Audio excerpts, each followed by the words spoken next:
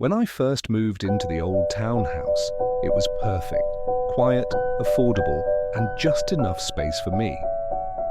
There was one strange thing about it, though: a locked door at the end of the upstairs hallway. The landlord had told me it was just a storage room and not to worry about it. I didn't think much of it at the time. The first night, as I was unpacking, I thought I heard a soft knock coming from the locked door. It was faint, almost like a tapping. I froze, the hair on the back of my neck standing up. I told myself it was probably the old wood settling or a draft. After all, the house was nearly a century old. But the knocking continued. It wasn't loud, it wasn't angry. Just steady, like someone gently rapping their knuckles against the wood. I ignored it and went to bed, trying to shake off the creeping unease. The next few nights were quiet. I settled into the house, trying to make it feel like home, but the door stayed in the back of my mind. Every time I passed it, I felt a strange pressure in my chest, like I shouldn't look at it too long. One night, around 3 a.m., I woke up to the sound of my bedroom door creaking open. My heart dropped. I had locked it before going to sleep. I sat up in bed, my breath caught in my throat. There was no one there. I got up, checked the door, and peeked out into the hallway.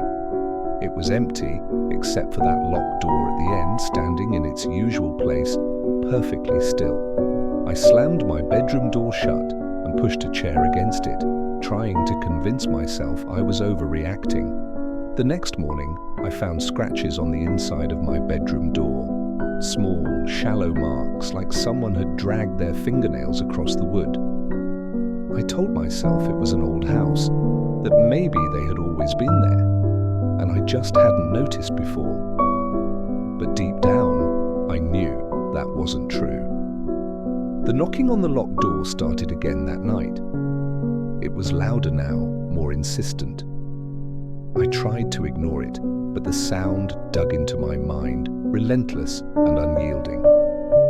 When I finally couldn't take it anymore, I grabbed a flashlight and stormed down the hallway. "Stop it!" I yelled, my voice trembling. The knocking stopped. I stood there, flashlight in hand, staring at the door. The silence was worse than the sound. I took a step closer, my hand reaching out before I could stop myself. The door was cold to the touch like ice.